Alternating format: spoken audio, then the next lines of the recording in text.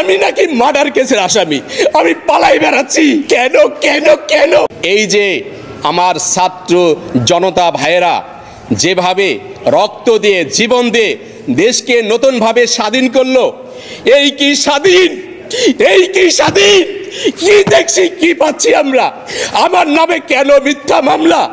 আমি নাকি মার্ডার কেসের আসামি, আমি নাকি শেখ হাসিনার সাথে আসামি, আমাকে 16 নম্বর আসামি করা হয়েছে।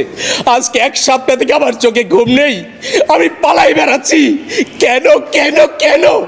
আমি নাকি রাজনীতির সাথে জড়িত। কে রাজনীতি আমি জানি না, আমি একজন সাধারণ ব্যবসায়ী। কেন আমার নামে দেখেন একাধিক মামলা করেছে এই স্ট্যান্ডার্ড হোল্ডেন্স যে আমার 14 কোটি টাকা আত্মসাৎ করেছে।